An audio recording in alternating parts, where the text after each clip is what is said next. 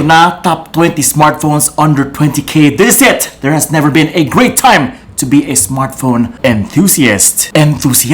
Yes, kung mahilig ka mag-smartphone, ito na guys. Just like my top 10 smartphones under 10k, ito po ay tier list, no? Hindi siya yung top 10 smartphones, top 20, mga ganun. Ito ay tier list, yung kompletong listahan ng mga cellphones na lumabas noong 2021 at 2022. Kung hindi pa sanay sa mga tier list, no, ito yung itsura niya. Kung siya ba ay super sulit, maganda na, sakto lang, needs improvement at overpriced. Ito na yung uso ngayon guys. Hindi na uso yung mga top-top na yan kasi nga matagal masyado at saka baka wala din hindi umabot yung smartphones mo doon sa listahan.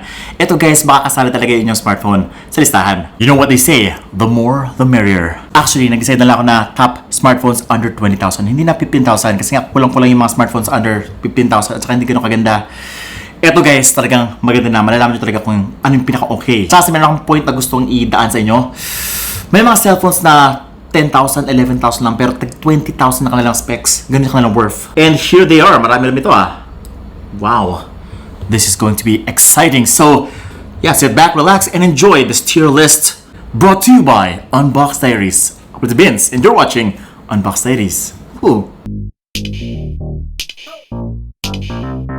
Okay, so before we start, disclaimer lang, hindi po ito bayad, hindi po siya biased video, guys. Lahat po na sabihin ko dito ay tanging opinion ko lang. Based on facts and careful attention to details. Ayun. No BS siya, so sure na sure kayo na okay talaga to.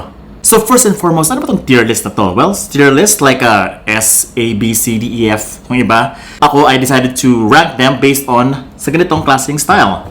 Super sulit, maganda na, sakto lang, needs improvement at overpriced. Kapag overpriced siya, alam nyong self-explanatory. Overpriced, hindi maganda yung specs, mahal. Needs improvement, okay na yung specs, pero pwede pa sana mas mababa yung presyo nito. Sakto lang, ito na yung parang okay na, pwede na. Maganda na, ito yung parang okay na talaga siya. Karamihan sa ating list ay magiging sakto lang at maganda na. Pero the rarest phones are found in super sulit ranking, no? Kaya kapag nakita yung super sulit talaga na ito talaga yung masabi kong sulit sa pera na pinag-ipunan nyo. And that matters kasi pinag-ipunan nyo yan. Hindi po tayo mayaman so dapat sure tayo kung ano talaga ang okay. Here we go! So since malabong mata ko, time to read. Pogi ba ako?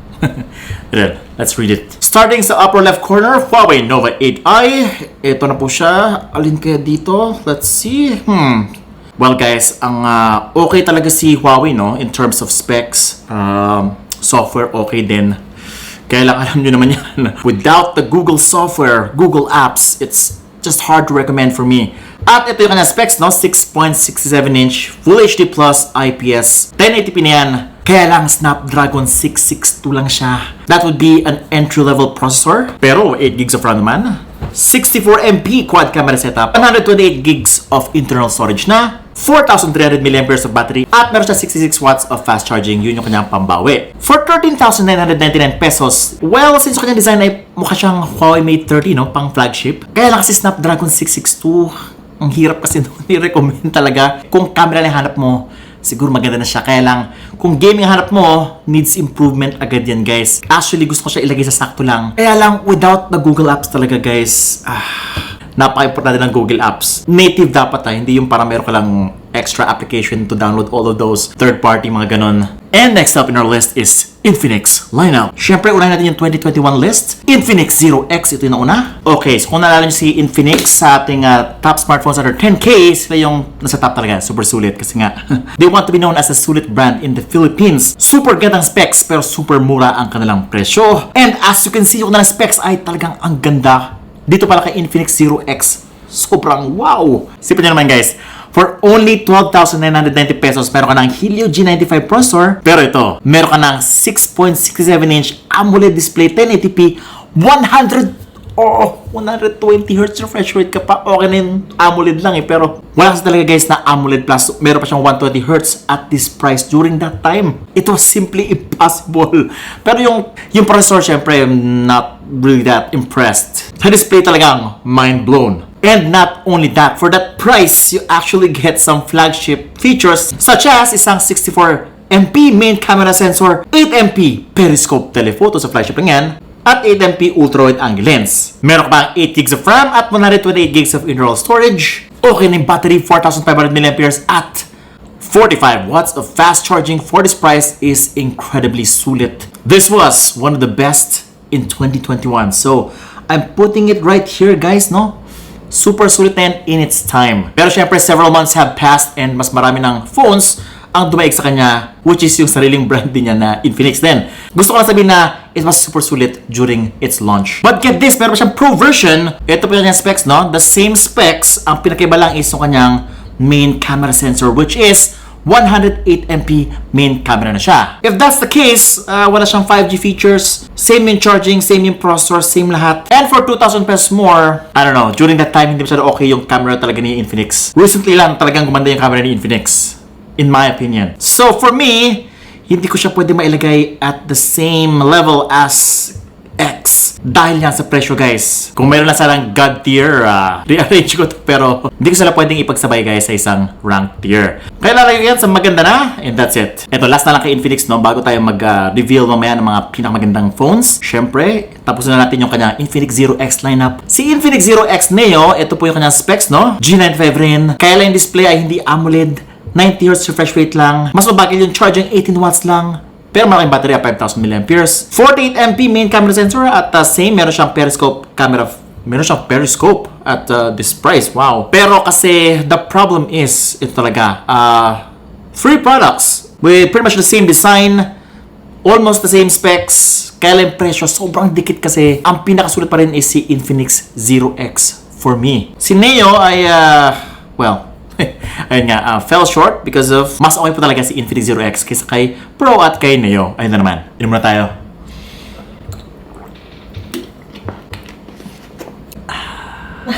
This is brought to you by... Hindi, joke lang. Tubig lang ito. Tubig lang. Binili ko lang po sa 7-Eleven. Up next, unahin natin si Oppo. Kamusta naman si Oppo? Well, wait lang ito yung kanyang specs. Oppo A74 5G.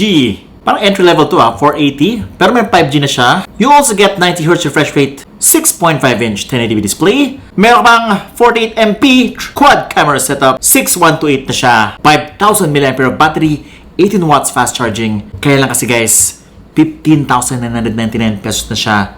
Ayun lang. Now, kapag ganito yung kanyang processor, guys, hindi siya pang gaming. 480 is, hindi siya pang gaming, guys. It's not really that good. Kung makita mo yung kanya, to benchmark score, mababa na siya. Pero may 5G naman siya. Kung 5G hanap nyo, this is okay. And this is open sa mga pinaka-okay yung camera in terms of mid-range. So for me, siguro, this is already okay. Oppo A74 5G. Whoops! Nagkamali ako. Ito po yung kanyang 5G. Meron pa lang Oppo A74 na hindi 5G. Ayan. So ito po yung specs niya. Ito po ay AMOLED na. Yes. 60Hz lang, syempre. 1080p. Snapdragon 660 processor, hindi po siya 5G. Kaya po nagkaroon sila ng AMOLED display dito. 6128 na rin siya. 48MP triple camera setup. Mas mabilis yung charging niya. 33 watts fast charging sa presyo. Unfortunately, para sa akin, mas mabilis at mas maganda ang specs ni Oppo A74 4G compared kay 5G. And the difference is 4,000 pesos. Wow! Ayan po yung problema ng mga 5G phones, guys. Baka na siguro may shortage sa chipset when it comes to 5G, kaya nagmamahal na sobra. I'm just not sure. Pero kasi pag 5G talaga, guys, malaki yung dagdag sa presyo. Even sa mga 2022 phones. I'm not sure why. For me, si Oppo A74 5G ay sakto lang, and Oppo A74 4G ay in the leagues of Infinix Zero X Pro. Kasi nga mura yung price. 11,999 lang. That's good. Next up, Poco X3 Pro. Okay, so nung lumabas to, nagwala ang internet, nagwala ang social media. Yung mga views ng mga YouTubers talagang nag-skyrocket ng sobra. The hype for this phone was incredible. Poco X3 Pro, ito po yung specs, no? Okay, so for only 12,990 pesos, guys, meron ka ng isang almost flagship processor. Grabe naman to. Flagship league na agad yung processor mo. Kahit si Infinix, wala siyang flagship level na processor at this price. So, oh no. Qualcomm Snapdragon 860 processor. Sarap. Meron pa siyang 6.67-inch 120Hz refresh rate display na mayroong HDR10, Corning Gorilla Glass 6 na, meron ka bang 6128 at meron ka bang 8256 na variant. Actually, meron pa siyang early bird price na naging 10,990 na lang siya. So, kung makabili na to ng early bird pa lang, grabe ka, may flagship processor ka na, for 10,000 pesos. You also get 48MP quad camera setup, 5,160 mAh battery, laki niya na, at 33 watts fast charging. So, panalong-panalo talaga siya. Siguro, needs improvement na lang yung design, pero panalo talaga masyado yung specs. Wala makakatalo sa kanya. It was the pinnacle of sulit smartphones. Ang ginawa ni Poco last year ay unmatched, even today. Kaya nagtataka ako kung bakit hindi na ganun ka-okay ang mga Poco phones na lumalabas ngayong year. But at least for the mid-range. Their flagship has been good, very good. Pero mid-range, ay, sorry. Kamali lang kaya. Sorry bash mo ako. Super sulit yan, siyempre. Worthy, nakatabi ni Infinix Zero X in terms of godlike specs. Next up is Poco X4 Pro. Oh wait, sorry, mali yung aking hugot. Poco X3 GT pala yan. Whoops, eto pala siya. Si Poco X3 Pro.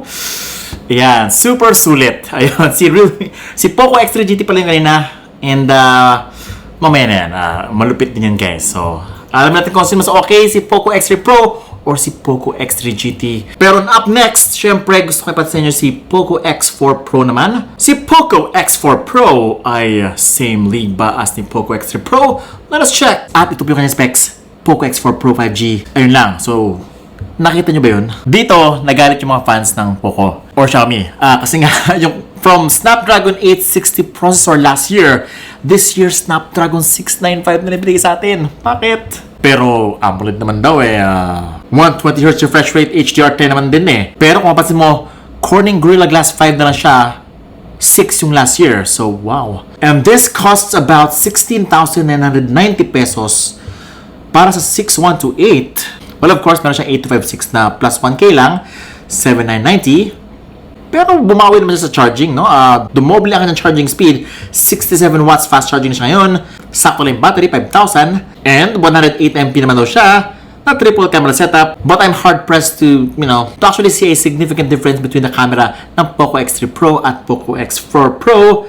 Pero alam ko talaga ang major difference ng isang Snapdragon 860 processor sa isang Snapdragon 695 processor. Malaking-malaki po yun, guys. And to see something like a 6 series processor this year on a Pro version pa, well, actually 5G naman, nakita nyo naman kung gaano ka-significant ang idinagdag ng isang 5G processor. Hindi lang siya bumagal, mas nagmahal pa siya. So essentially, this will make the Poco X4 Pro for 16K, the processor kasi talaga kung naging 13,000 lang to, siguro maganda na siya. Pero kasi 16 is asking too much from its fans. And with the software issues pa na nangyari in the past few months, it means Xiaomi needs to level up its game a step or two. Next up is Realme, number 1 brand sa ating bansa.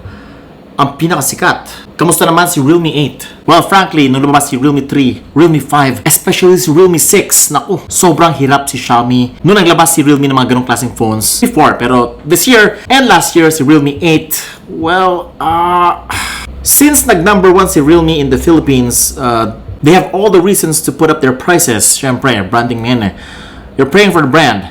And ito yung specs, 6.4-inch, Super AMOLED 1080p, pwede na. Helio G95 processor, 64MP quad camera setup. Actually, in fairness, okay yung kanyang Realme 8 4G, 30 watts fast charging, 5,000 mAh of battery. Pero kasi compared to the Realme 6, parang yung AMOLED display na yung bago dito. So, not much has changed. Well, mas malaki na yan yung battery, syempre. But for 13,990 pesos nung nag-release siya, oh, by the way, nag-price drop na pala siya ngayon ng 12,990 pesos. Pero kasi dapat siya i-criticize when it was released with the official price. Syempre, nabili nyo na siya di ba? Pero, Realme 8 for me is sakto lang. Ayun, 13,990, sakto specs lang. Pero Vince, di ba parang same na sila ni Oppo A74? Hindi actually mas mura to. 11,990 lang to nung lumabas siya. So, next is Realme 8 5G. Si Realme 8 5G ay mas mura kaysa kay Realme 8 4G. Why? Actually, sa marketing na nila to, pero essentially, ang 5G version ay dapat mas maganda yung specs compared sa 4G. MediaTek Dimensity 700 5G. Meron siya 4 gigs of RAM, 128 gigs of internal storage, 5,000 mAh of battery, 18 watts fast charging. Meron siyang 1080p display na 90Hz refresh rate for only 10,990 pesos. Actually, ito yung kanilang pangtapat kay Poco M3 Pro last year. Actually, for me, this was the better experience, no? Nagkaroon kasi mga problema si Poco M3 Pro when it came to its display. Kasi yung display niya ay parang nagkakaroon ng problema. Kung ayos yung kanyang displays, well, it would have been much better. Pero today, no, kung okay yung display, talong-talong niya si Realme 8 5G. Pero, yeah, for the price, mas mura pa rin si Poco M3 Pro. But I have to say, for 10,990 pesos, meron ng 5G, I would have to say na maganda na siya. This is actually better than the Realme 8. For some, no, walang pakialam yung mga ibang tao na mayroong 5G kasi nga, baka sa lugar nila wala silang 5G. Sapat na sa kanila ang magandang specs, pero 4G lang. And I totally respect that. Wala naman nagsabi na dapat may 5G phone ka in 2022. No. Actually, no, kung wala ka ng 5G sa lugar mo, it's totally okay na 4G lang ang inyong phone. Basta make sure na maganda yung specs. Lipat naman tayo kay Vivo. We have here the Vivo Y73. Ayan. Eh, ito na naman, no? For me, si Vivo ay not the best in terms of specs. That's about it. Pero, what it lacks in specs to price ratio, they make up for it sa kanilang magandang design. And for sure, maganda ang design ni Vivo Y73, pang flagship, very trendy, malakas ang dating. Pero kasi if you look at the display, water drop notch na siya, guys. Pero AMOLED naman, Helio G95 na 64MP triple camera setup, 8128 na siya, kaya lang kasi 4,000 mAh of battery, pero kasi meron naman siyang 33 watts fast charging, so okay na. And this was just released in March 11, earlier this year. That is 14,999 pesos. Well, since Helio G95 pa rin siya, and it's 2022 na, syempre kailangan mag-move on na tayo dyan. But for me, Helio G95 for that price, 15k is sakto lang. Okay, so far wala pa tayong overpriced. Konti lang yung needs of improvement. Isa lang. Next up is Vivo Y31. Again, very average na yung specs niya. Pero in terms of design, isa sa mga pinapogi in terms of mid-range phones. Kaya lang for 12,999 pesos, Snapdragon 662 lang siya. Pero 1080p na, 8128. 5,000 mAh battery, 18 watts fast charging. Sakto lang din. Pwede na. Pero Vince, kamusta naman si Samsung? Ang daming Samsung dito, hindi mo pinapansin. Well, of course, letter S siya. Dulo. Nauna pa yung V, no? Okay, so Samsung Galaxy A22 4G sa kanabanda. Okay, so mahaba yung pangalan. So dapat maganda to. For 11,990 pesos. 720p display. Pero Super AMOLED.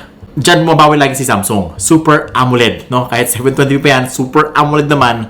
90Hz refresh rate. Wow! Helio G80 na, 5,000 mAh battery, 15 watts fast charging, 6128 for that price, 11,990. Not bad.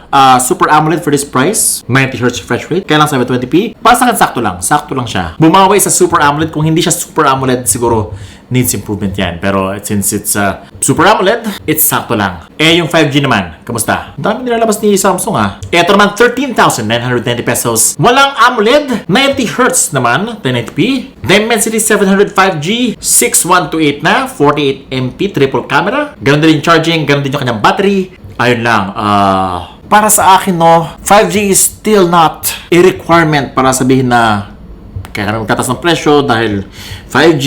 Di kasi currently right now, wala masyadong advantage yung 5G sa akin. Mas importante para sa akin yung performance. Ayun na naman. Especially madalas ako sa bahay ngayon. 5G is not a deal breaker. 13,990 is it's too much. It's too much. For something na ganito lang yung specs. It's pwede pa to sa 11,000 pero 13, this is needs improvement. Last, Samsung Galaxy M22. Ito naman, 10,590 pesos, no? Medyo nasa lower end, 720p display. Super AMOLED display naman siya. 90Hz refresh rate, Helio G80. Halos the same lang ni Samsung A22 4G.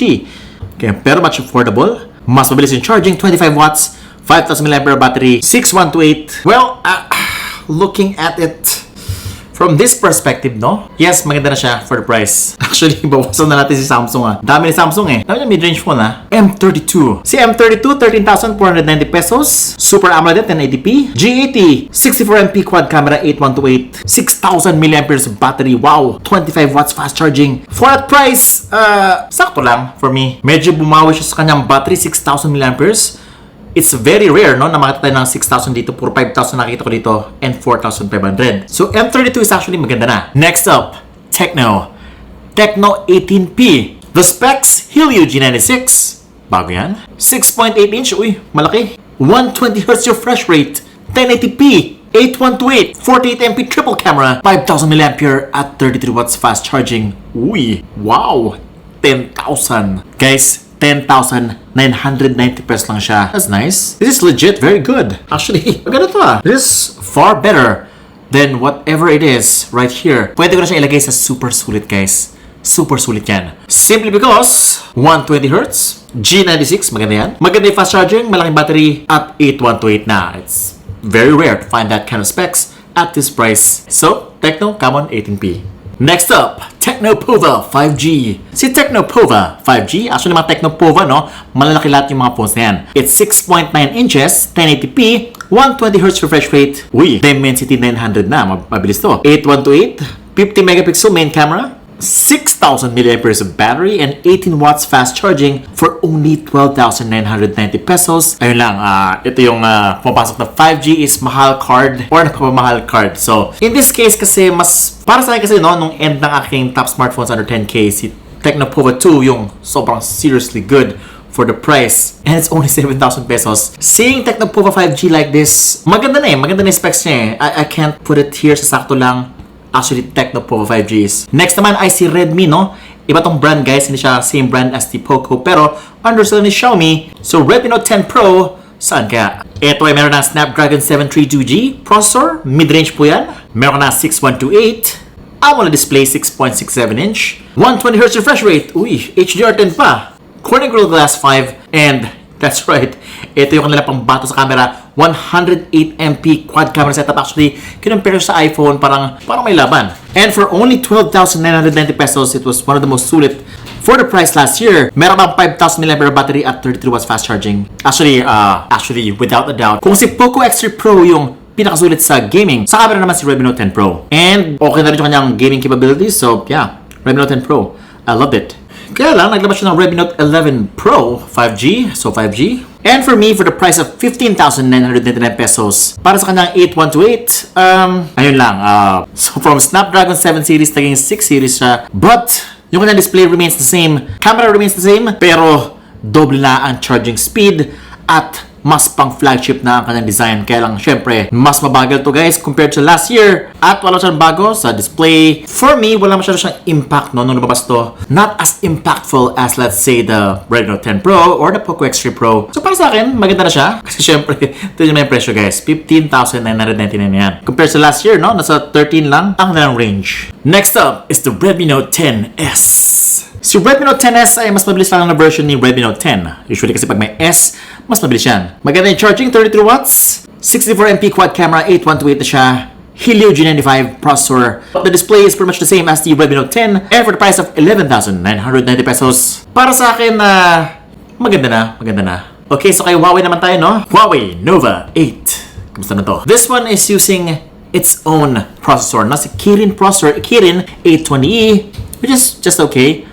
OLED na yung display, 90Hz refresh rate, HDR10. That is quite impressive, ha? 8128 na siya, 64MP quad camera. Ayun lang, 3,800 mAh lang yung kanyang battery. Pero kasi naman yung kanyang charging ay 66 watts. Mabilis na rin yun, 35 minutes from 0 to 100%. But for the price of 19,999, oh my god. Oh, no. What are you doing? It's, hindi mo ba alam na matindi na yung competition nyo na if you're nakapag-compete ka, if you're competing and medyo hindi complete lang yung features na pinaprovide mo sa mga tao, like let's say for example yung Google, it's a big deal breaker for many people. Hindi lang sa akin, it's not a bias statement. It's actually realistic to say that it's a major minus to have a phone na walang Google. Siyempre, kailangan natin yung Google, guys. And to price this at 19,999 pesos is, wow. Nagulat ako doon. This is overpriced. Seriously. It could be na yung camera niya is sobrang ganda, but first of all, yung kanyang camera ay dapat mayroong OIS, but wala siya dito. So, at saka yung battery. This is the price too high for my taste. And, kamusta naman si Huawei Nova 9 SE? Ito guys, medyo okay ba?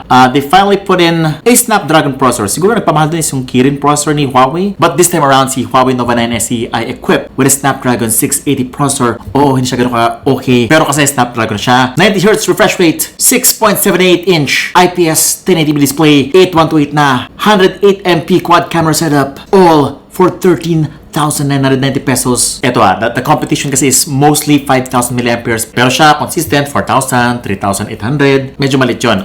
Pero mabilis naman yung charging niya. 66 watts of fast charging. 20 minutes lang from 0 to 75%. But not enough to convince me na it's much better than the others. So, it needs improvement. No? Mababa lang yung presyo compared sa Nova 8 last year. Pero kasi, iba na kasi talaga ang competition ngayon. Isipin mo for this price alone, meron ng AMOLED, may 120Hz refresh rate sa iba, may 108MP camera ka na, at may Google ka pa. So, yun na naman. Actually, yung Google yung main factor talaga. Next up, ubus na natin si Oppo. Now, for me, si Oppo has never been this solid brand for me. It's mostly good-looking phones, very good software, pero specs-wise, for the price, di siya yung super sulit, guys. And as you can see right here, Helio P95 lang for the price of 13,999 pesos. What? P-series, guys. Ito gaming processor. Of course, meron naman siyang AMOLED display, 1080p, walang HDR capabilities. It's 8128, 48MP quad camera setup, 30 watt fast charging, and 4,310 milliamperes lang siya. For Oppo, needs improvement yan. For me, well, actually, hindi. Actually, okay lang pala, 13,990. May AMOLED ka na, mabilis na yung charging. Pero somewhere between siguro, at na lang. Oppo A94. How about Oppo A95? Ito. Ay, grabe naman to. 15,999 pesos. Pero, naka-Snapdragon 662. Meron to, it's hard to recommend 15K na 16K, pero naka-6 series siya na processor. It's hard to recommend. Triple camera setup, 48MP, and 5,000 mAh battery, 32 watts of fast charging. Ay, hindi. For the price kasi, this is mahal. 16K. Not getting the best specs. Ito lang, Oppo A95 needs improvement. Siguro kung 18,000 to, like this one, overpriced siya. Pero pwede na rin, pwede na. 16K, Snapdragon 6. Oppo Reno 5 4G.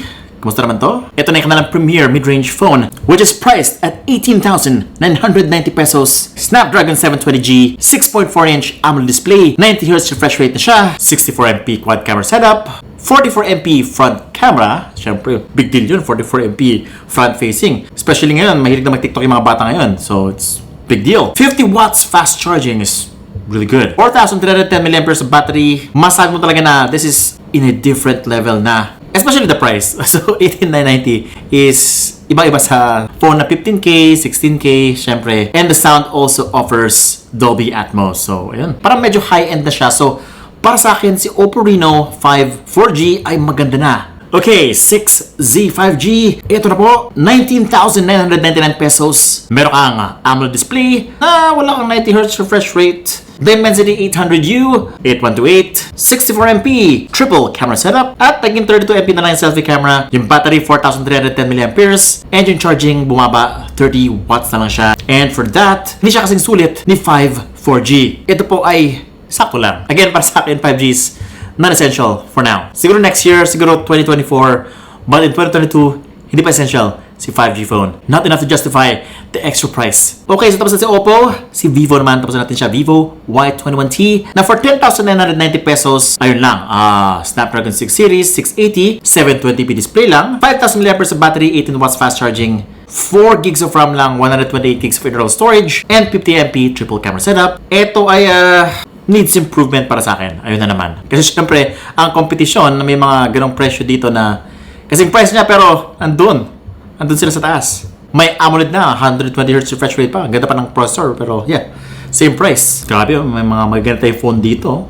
Pero may yan. Vivo V21e.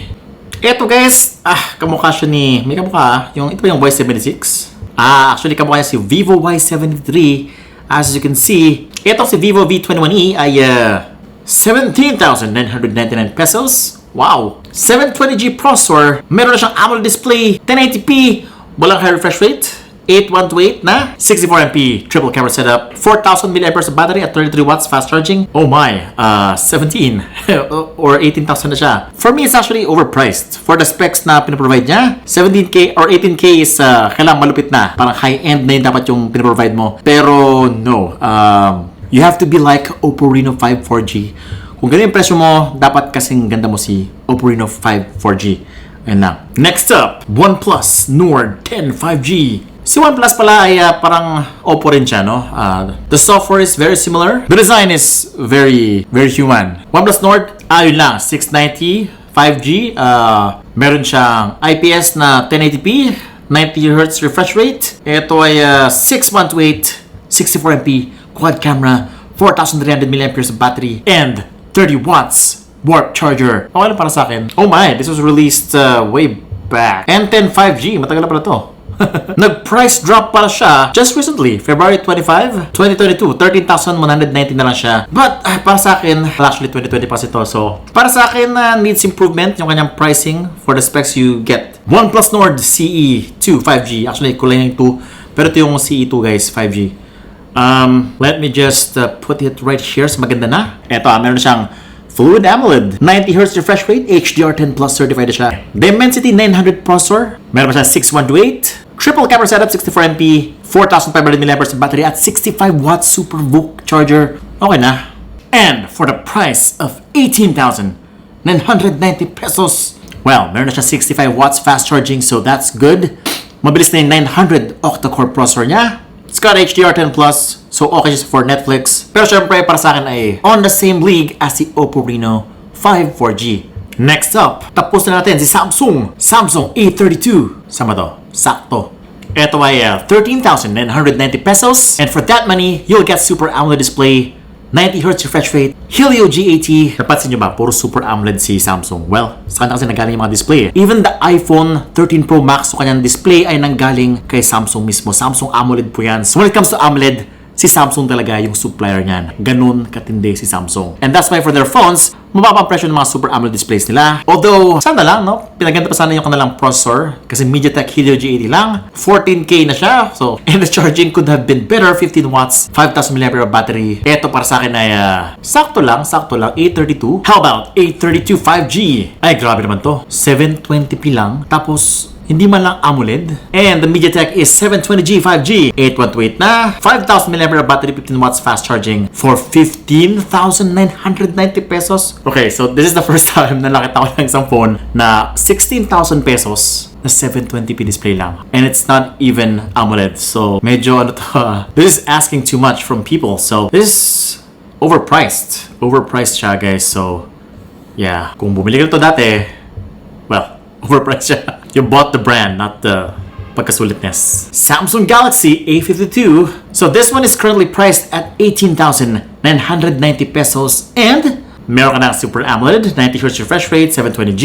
Maganda na yung kanyang front camera, 32MP. At meron ka ng 256 gigs of internal storage, 8256. Okay na rin yung kanyang fast charging, 25 watts. 4,500 mAh of battery, and it's a 64MP quad camera setup. So, what is this? Well, hindi ako masyado impressed sa kanyang processor, and yung kanyang camera is subpar lang. But if you want something that has 256 gigs, yeah, rare to, rare. I would say it needs improvement. Ayun na naman, it's once, eto kasi yan, kapag pumapatak na ng mga 18,000, 19,000 pesos yung phone, it has to be as good as Oppo Reno 5 4G. Parang doon ko siya binibased, guys. It should be. Parang na siyang high-end mid-range smartphone. Yun. Okay, we've come to the final 12 phones right here. One of the best. I saved the best for last. This is going to be exciting. Ganda nito, promise. Starting off muna tayo sa Realme. Realme 8 Pro, #1 brand in the Philippines. Pro, where do you stand? Ito meron Snapdragon 720G, Super AMOLED display, walang high refresh rate, meron siyang 108MP quad camera setup, 8128 na siya, meron pa siyang 50 watts fast charging,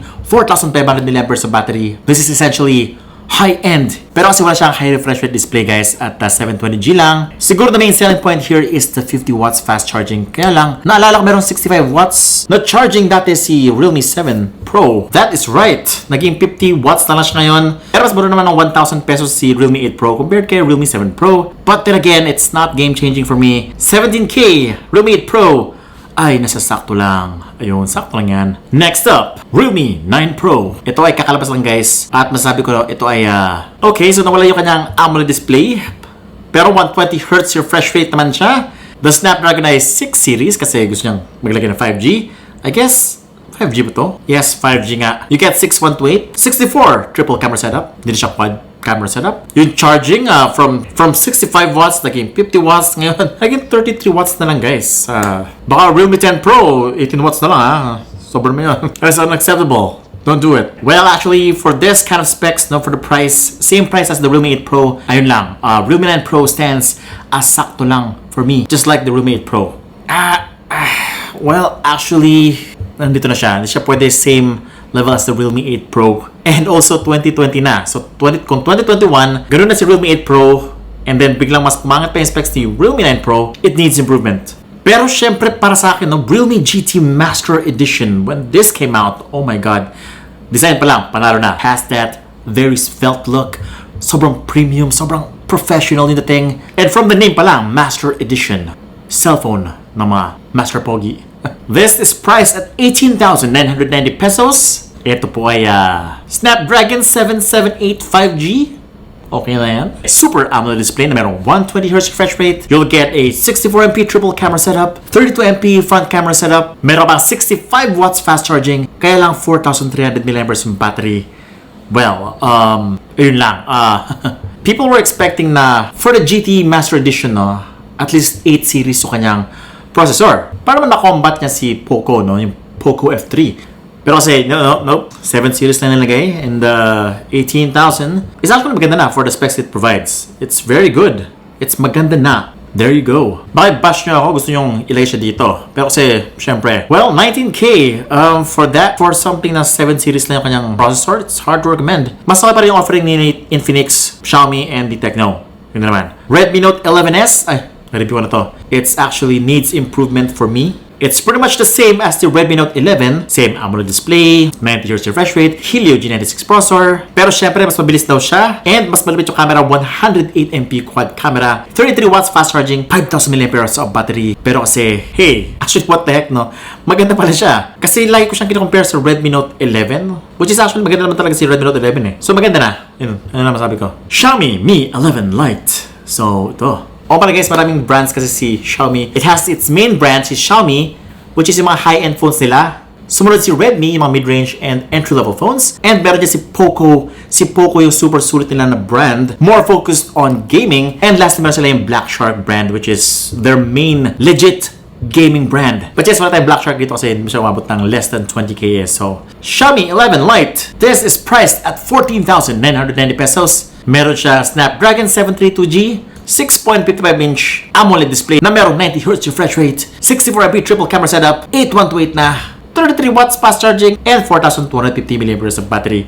I must say, hindi masyadong maganda to. It's sakto lang for 15K, no? So sakto lang to. Mi 11 Lite 5G NE. Oo, parang GT Master Edition to. Same processor ni GT Master Edition. 6128, 64MP triple camera, AMOLED na 90Hz refresh rate. For 16,000 pesos, this is actually sakto lang, sakto. Well, actually, mas maganda siya sa 11 Lite in terms of pagkasulit. So, here we go. Maganda na. But nothing too mind-blowing in my opinion. Si M4 Pro naman, ito yung 4G. Mas mahal ang 4G kaysa sa 5G. And Helio G96 lang. Pero naka-AMOLED ka naman, 90Hz refresh rate display, 6128, 64MP triple camera setup. Ito po yung charging niya and battery. So, for me, medyo mahal to, mahal.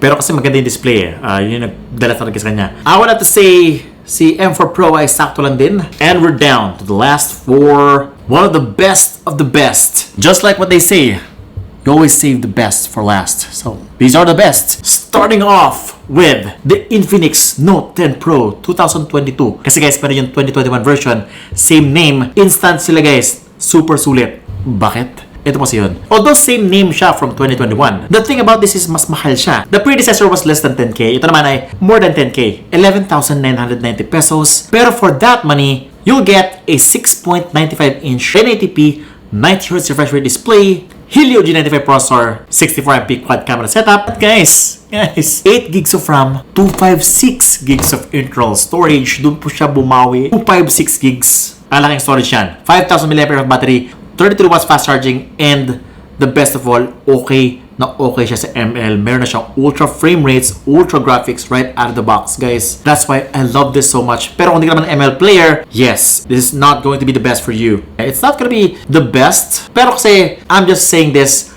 as an ML player, no? Kung ML player ka, super sulit agad to. Pero kung hindi naman, siguro maganda na to. ML player kasi ako, guys. So, yun lang. Next up, si Infinix Zero 5G. Super sulit. Wala masabi, guys. Ito ay, natin ba yung review ko? Infinix Zero 5G. Napawawa ko na sobra sa na-review ko. Same price as the Infinix Note 10 Pro 2022. Ito ay only 11,990 pesos. Pero what you'll get is 6.78 inches 1080p, 120Hz refresh rate, Dimensity 900 na po yan, high-end mid-range processor. You also get 8128, 48MP triple camera setup na meron pang telephoto lens. Yes, flagship po yun. Meron pa fast charging, 33 watts fast charging, 5,000 mAh of battery. And that's right, 11,990, meron ka ng 5G na high-end. Kasi usually 700 Dimensity lang ang nakuha mo sa ganitong presyo na 5G na processor. But they decided to put in a 900 Dimensity processor plus ang galing pa niya sa ML, ultra graphics, ultra frame rates right out of the box. So yeah, actually mas matindi siya kaysa kay Note 10 Pro. Ang hirap na kasi wala tayong extra tier dito sa God tier. Wala tayong God tier. So kung meron man God tier yan, doon na nilagay yun. But yes, ayun na, super sulit to. Super sulit rank. And we've got here one of our celebrity phones, no? Ito yung masabi ko, one of the best phones in 2021. So Poco X3 GT and Poco F3. Poco X3 GT, ito na. So unang-una, yung processor pa lang guys. Tingnan yung processor guys. MediaTek Dimensity 1105G. Alam niyo ba kung gano'ng kabilis yan? Ganito po siya kabilis. Mas mabilis siya kaysa kay Snapdragon 865 processor, which is a flagship processor from 2020. And si Snapdragon 860 ay yung processor ni Poco X3 Pro. Diba yung kanina? Guys, 120,000 points ang kanina difference ni Poco X3 Pro. And meron pa siyang 5G. So, ito yung kung gano'n ka.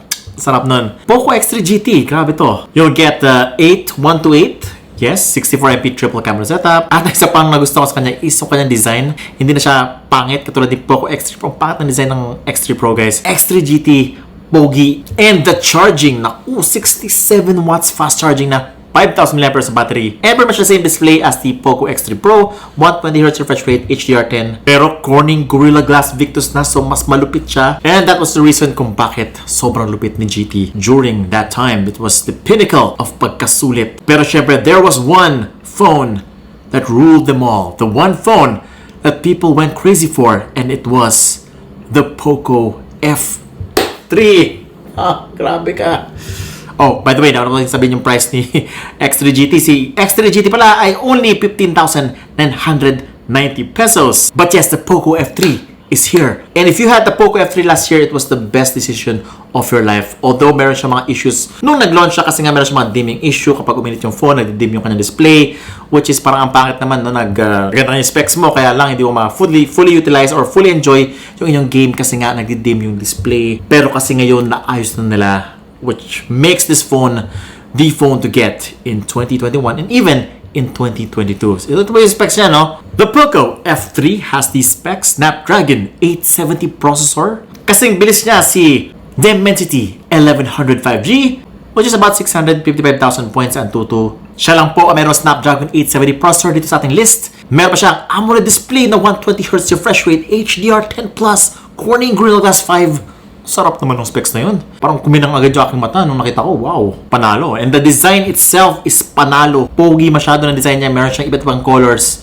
I love the black, I love the white, and the blue. Especially the blue, sobrang pogi. This was priced at 17,990 pesos. Meron pa siyang 2990, no, 8256 na yun. And with that price, you get the high-res audio, Dolby Atmos, dual stereo speakers. Kaya lang yung charging niya is 33 watts fast charging. 4,520 mAh of battery. You get good cameras, 48MP, 20 megapixel front camera, and may 5G ka na. And that's why that was the king of smartphones in 2021. Congratulations, Xiaomi. Congratulations, Infinix. Kayo po ang nag-fill up ng ating super sulit rank dito sa ating tier list. Continue to create great phones, great sulit phones for everybody. So far in 2022, si Infinix pala nakita ko na sobrang okay yung specs. Si Xiaomi, si Poco parang medyo mahal na sila ngayon. Kaya tanging pag-asa na talaga is Infinix this 2022. Sana magbago yan with Poco and the other brands as well. Pero let me know guys in the comments below what you think about my tier list, no? Kung sang-ayon ba kayo or hindi. Or baka may kulang ako dito, i-mention nila sa comments below. Let me know your tier list down below in the comments. So check natin yan. And if you want to see more tier lists just like this one, siguro yung mga flagship tier list, gaming tier list, baka magkaroon tayo yan, no? Mag-subscribe na kayo, hit the bell icon so that you don't miss any of my great content. And you're watching Unbox Diaries. Woohoo!